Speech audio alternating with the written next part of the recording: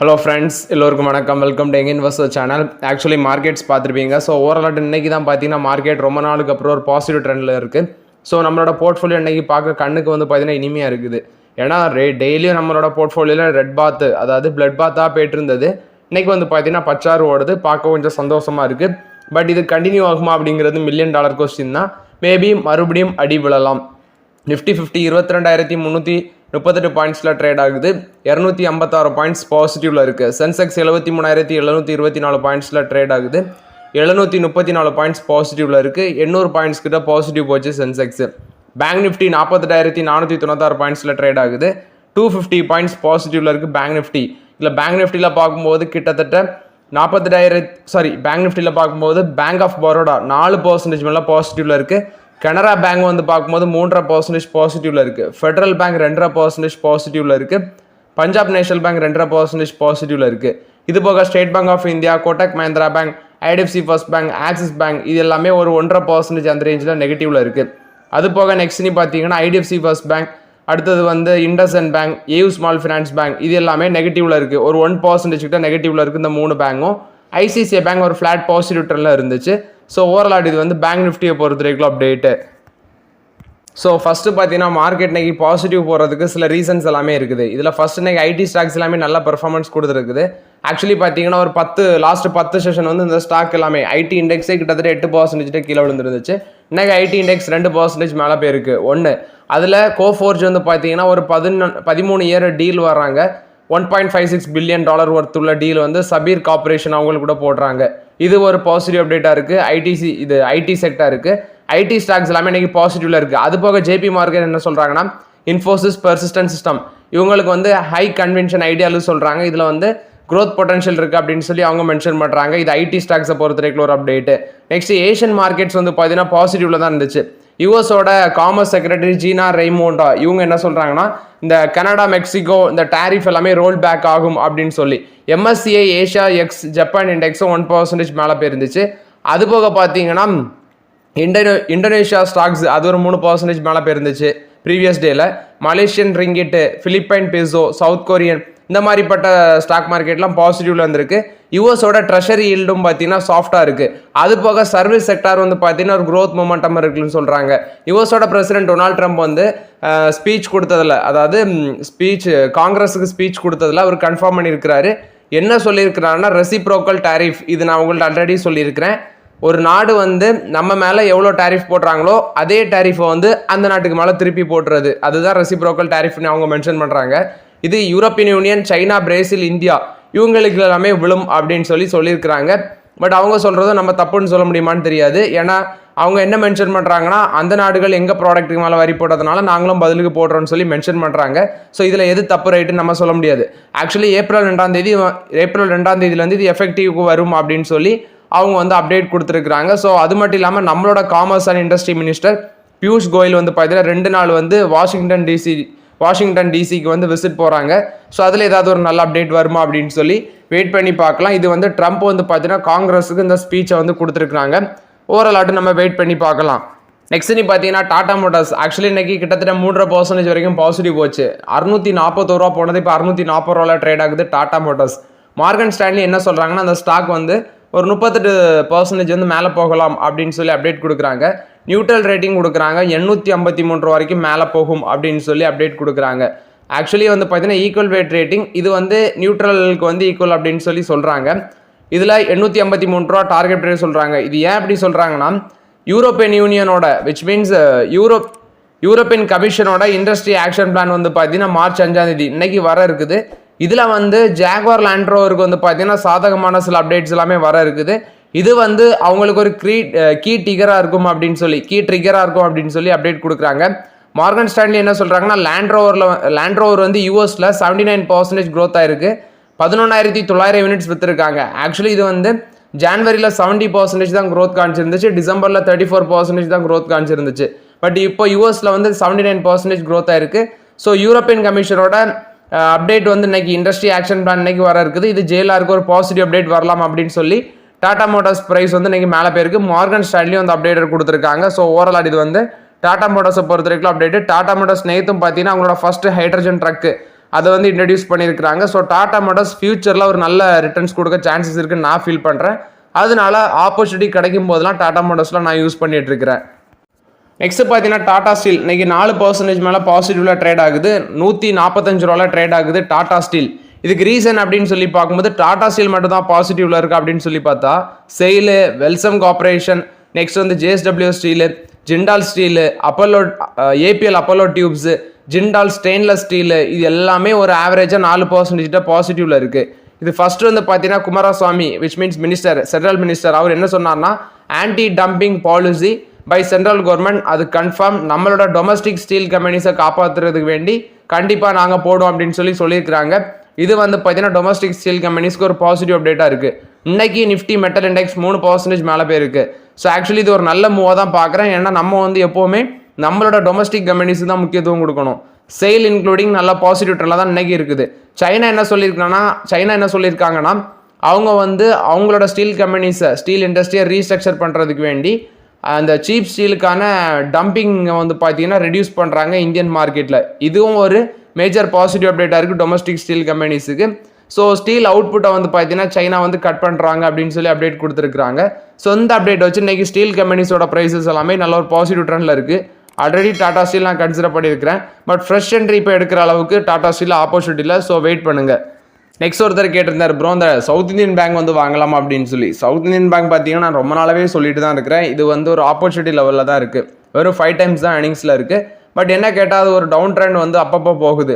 23 ரூபா வரைக்கும் போகுது, அடுத்தது 24 ரூபா, 25 ரூபா, இந்த 3 ரவுண்டில் தான் அது வட்டாடிச்சிட்டு இருக்குது. ஸோ இந்த 3 ரவுண்ட்லேயே அப்படி ஸ்லோவாக ஆப்பர்ச்சுனிட்டி யூஸ் பண்ணிக்கோங்க சவுத் இந்தியன் பேங்க்கில்.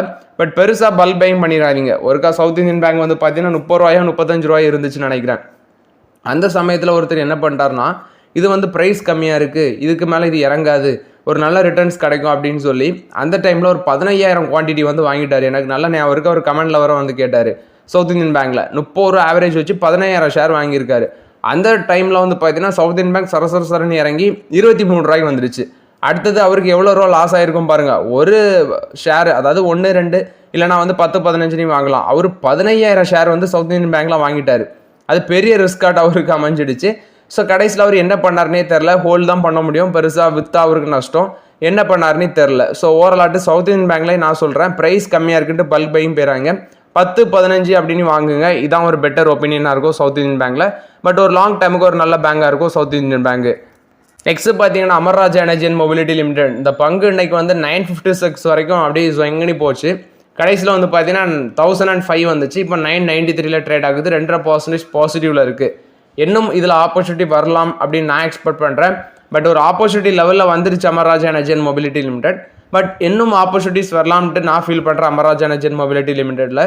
ஸோ வெயிட் பண்ணுறதா வெயிட் பண்ணாததும் உங்களோட ஓன் ஒப்பீனியன். பட் நான் இதில் வெயிட் பண்ணி தான் ஆப்பர்ச்சுனிட்டி யூஸ் பண்ணலாங்கிறது என்னோட கருத்து. நெக்ஸ்ட் பார்த்தீங்கன்னா Coforge இன்னைக்கு 10% வரைக்கும் மேலே போச்சு. 8,006 ரூபா வரைக்கும் போனது. கடைசியில் 7,796 ரூபாவில் ட்ரேட் ஆகிட்டு இருக்கு Coforge. இந்த அப்புக்கு ரீசன் அப்படின்னு சொல்லி பார்க்கும்போது ஒன்று நான் அப்டேட் பண்ணியிருந்தேன். அவங்க வந்து இந்த கபீர் கார்பரேஷன் அப்படிங்கிற கம்பெனியோட வந்து பார்த்தீங்கன்னா ஒரு டீல் போட்டிருக்காங்க. $1.56 பில்லியன் ஒர்த் ஆஃப் டீல் வந்து போட்டிருக்காங்க. அது வந்து டூரிசம் செக்டரில் போட்டிருக்காங்க Coforge, சபீர் கார்பரேஷன் கூட. நெக்ஸ்ட் பார்த்தீங்கன்னா TM labs Australia based company வந்து அக்யூசிஷன் பண்ணுறாங்க. அது மாதிரி டேட்டா கேப்பபிலிட்டிஸ் ஏர்லைன் செக்டரில் இருக்கிற ரிதமோஸ் அப்படிங்கிற கம்பெனி அக்யூசிஷன் பண்ணுறாங்க. இந்த 2 கம்பெனிஸ் அக்யூசிஷன். நெக்ஸ்ட் வந்து சபீர் கார்பரேஷன், இது வந்து AI எனேபிள் சொல்யூஷன் சொல்கிறாங்க. NASDAQ listed travel technology company, அதில் வந்து பார்த்தீங்கன்னா டீலு. ஸோ 3 அப்டேட் இன்னைக்கு வந்திருக்கு. அது போக வந்து ஸ்டாக் ஸ்பிளிட் 1:5 அந்த ரேஷியோவில் 10 ரூபா இருக்க ஃபேஸ் வேல்யூவை 2 ரூபாய்ட்டு ஸ்பிளிட் பண்ணுறாங்க.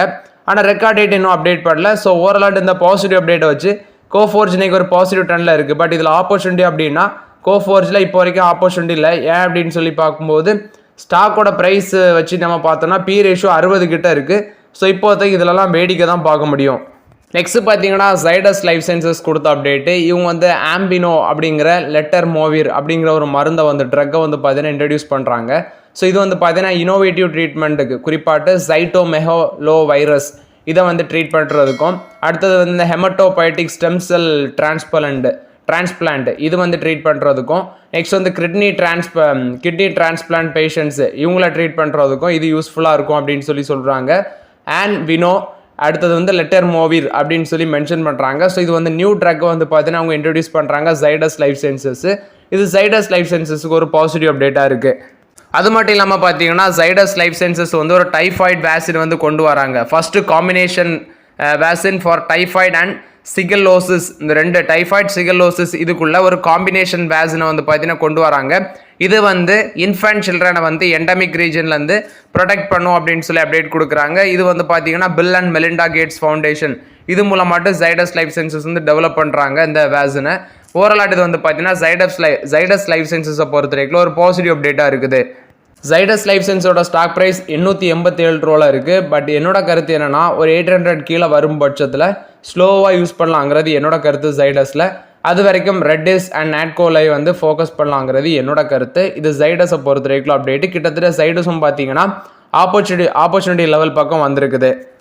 ஹெச்பிசிஎலும் டாடா மோட்டர்ஸும் வந்து பார்த்தீங்கன்னா co-branded diesel exhaust fluid genuine DEF அதை வந்து பார்த்தீங்கன்னா லான்ச் பண்ணுறாங்க. இது வந்து ஹெச்பிசிஎலும் டாடா மோட்டர்ஸும் ஒரு கொலாபரேஷன் வச்சு தான் லான்ச் பண்ணுறாங்க. இந்த கோபிராண்டட் டீசல் எக்ஸாஸ்ட் ஃப்ளூயிட் வந்து 23,000 ஃபியூல் ஸ்டேஷனில் வந்து அவைலபிளாக இருக்கும். அதாவது இந்துஸ்தான் பெட்ரோலியம் கார்பரேஷனுக்கு சொந்தமான 23,000 ஃபியூல் ஸ்டேஷனில் அவைலபிளாக இருக்கும். பேன் இந்தியா லெவலில் 2000 ஆத்தரைஸ்ட் அவுட்லெட்டில் இருக்கிறோம் அப்படின்னு சொல்லி டாடா மோட்டர்ஸ் தரப்புலேருந்து அப்டேட் கொடுக்குறாங்க. ஸோ ஓவரால் இது வந்து எமிஷனை வந்து குறைக்கிறதுக்கும் கிளீனர் டிரான்ஸ்போர்ட்டேஷன் சொல்யூஷனை ப்ரொவைட் பண்ணுறதுக்கு வேண்டி தான் இதை பண்ணுறோன்னு சொல்லி ஹெச்பிசிஎல் டாடா மோட்டர்ஸ் தரப்புலேருந்து அப்டேட் கொடுக்குறாங்க. டாடா எலக்ட்ரானிக்ஸ் கொடுத்த அப்டேட்டு இவங்க வந்து ஒரு டிஸ்பிளே மேனுஃபேக்சரிங் யூனிட் வந்து பார்த்தீங்கன்னா குஜராத்தில் போட இருக்கிறாங்க அப்படின்னு சொல்லி அப்டேட் கொடுக்குறாங்க. எனக்கு தெரிஞ்சது வந்து அவங்க சொல்லியிருக்கிற மாதிரி தைவான் பிஎஸ்எம்சி அவங்களுக்கூடையும் நெக்ஸ்ட் வந்து ஹிமாஸ் டெக்னாலஜிஸ் இவங்க 2 பேர் கூடயும் சேர்ந்து பார்ட்னர்ஷிப் மூலமாட்டு போட இருக்கிறோம் அப்படின்னு சொல்லி அப்டேட் கொடுத்துருக்காங்க. இது வந்து குஜராத் கவர்மெண்ட் கூட ஒரு மெமரம் ஆஃப் அண்டர்ஸ்டாண்டிங் போட்டிருக்காங்க. தோல்கரா அப்படிங்கிற இடத்துல தான் இதை போட இருக்கிறாங்க. ஸோ ஓவரால் இது வந்து பார்த்தீங்கன்னா டாடா எலக்ட்ரானிக்ஸ் கொடுத்த ஒரு பாசிட்டிவ் அப்டேட்டு. நெக்ஸ்ட் பார்த்தீங்கன்னா ட்ரெண்டு ஆக்சுவலி இன்றைக்கி 5320 ரூபா வரைக்கும் போச்சு. 5% பாசிட்டிவில் இருந்துச்சு. கடைசியில் இப்போ 5100 ட்ரேட் ஆகுது. 2% பாசிட்டிவில் இருக்குது. இந்த வெஸ்ட் சைட் ஜோரம் வந்து பார்த்தீங்கன்னா அவங்க அதிக அளவில் எக்ஸ்பேண்ட் பண்ணியிருக்கிறாங்க. கிட்டத்தட்ட 238 இருந்தது டிசம்பரில், இப்போ அது 269 அதிகரிச்சிருக்கு. ஜிடியோவோட ஸ்டோர் கவுண்ட் வந்து 672 அதிகரிச்சிருக்குது. Q4 மட்டுமே 37 ஸ்டோர் ஆட் பண்ணியிருக்கிறாங்க. வெஸ்ட் சைட் ஸ்டோரை வந்து குவான்டிட்டி அதிகப்படுத்துறதுனால அந்த ஸ்டாக் ப்ரைஸ் இன்றைக்கி மேலே போயிருக்கு அப்படின்னு சொல்லி சொல்கிறாங்க. ஓவரால் இது வந்து ட்ரெண்டை பொறுத்த வரைக்கும் அப்டேட்டு. பட் என்ன கேட்டால் இதெல்லாம் ஆப்போசிட்டிவ் இப்போதைக்கு இல்லை, ரொம்பவே வேல்யூஷன் அதிகமாக இருக்குது. பயாகானுக்கு வந்து பார்த்தீங்கன்னா ஒரு ஃபைனல் அப்ரூவல் கிடச்சிருக்கு யூஎஸ் FDA வந்து இவங்களோட நியூ ட்ரக் அப்ளிகேஷன் ANDAக்கு லெனாலி டயமோட் கேப்சியூல்ஸுக்கு வந்து பார்த்தீங்கன்னா கிடச்சிருக்கு. இது வந்து மல்டிபிள் மைலோமா, குறிப்பாட்டு mantle cell lymphoma, follicular lymphoma, marginal zone lymphoma, anaemia, myelodysplastic syndromes இதுக்கு எல்லாமே பார்த்தீங்கன்னா க்யூர் பண்ணும் அப்படின்னு சொல்லி அப்டேட் கொடுக்குறாங்க. இது US FDA ஃபைனல் அப்ரூவல் கொடுத்துருக்காங்க. LNTக்கு வந்து ஒரு ஃபேக்ட்ரி பிஸ்னஸ் பில்ட் பண்ணுறதுக்கு மும்பை, பெங்களூரு, சென்னையில் ஒரு 1000 to 2000 கோடிக்குள்ள வேல்யூவில் ஒரு ஆர்டர் கிடச்சிருக்குன்னு சொல்கிறாங்க. ரயில் விகாஸ் நிகம் லிமிடெடுக்கு 730 கோடி ஒர்த் ஆஃப் ப்ராஜெக்ட் வந்து கிடச்சிருக்கு. HPSEBL ஹிமாச்சல் பிரதேஷ்லேருந்து கிடச்சிருக்கு அப்படின்னு சொல்லி அப்டேட் கொடுக்குறாங்க Rail Vikas Nigam limited. ICICI Prudential asset management கம்பெனியில் வந்து பார்த்தீங்கன்னா ப்ரொடென்ஷியல் வந்து $12 billion வேல்யூஷனில் நாங்கள் வந்து அந்த JBL லிஸ்ட் பண்ணோம் அப்படின்னு சொல்லி அப்டேட் கொடுக்குறாங்க. பட் ICICI பேங்க் என்ன சொல்லியிருந்தாங்கன்னா நாங்கள் இதில் majority of the stake hold பண்ணுவோம்னு சொல்லி $12 billion வேல்யூஷனுக்கு வந்து இந்த ஜாயின்ட் வெஞ்சரை லிஸ்ட் பண்ண ஐடியாவில் இருக்கிறாங்க ப்ரொடென்ஷியல் PLC. பவர் கிரிட் பார்த்தீங்கன்னா ஒரு 3 இண்டஸ்ட்ரியல் டிரான்ஸ்மிஷன் ப்ராஜெக்ட்டை வந்து பூட் மாடல் கீழே வந்து வின் பண்ணியிருக்காங்க. ராஜஸ்தான், மத்திய பிரதேஷ், குஜராத், ஆந்திர பிரதேஷ், கர்நாடகா இந்த ஏரியாலலாம் அந்த ப்ராஜெக்ட் கவர் ஆகும் அப்படின்னு சொல்லி சொல்கிறாங்க. ஸோ ஓவரால் இது வந்து Power Grid Corporation of India பொறுத்த வரைக்கும் ஒரு பாசிட்டிவ் அப்டேட்டாக இருக்குது. ஸோ ஓகே ஃப்ரெண்ட்ஸ், ஆக்சுவலி இந்த வீடியோவில் சில இம்பார்ட்டன்ட் அப்டேட்ஸ் எல்லாமே டிஸ்கஸ் பண்ணோம். இந்த வீடியோ உங்களுக்கு பயனுள்ளதாக இருந்துச்சுன்னா லைக் பண்ணுங்கள், சப்ஸ்கிரைப் பண்ணுங்கள், கமெண்ட் பண்ணுங்கள். Okay friends, thank you.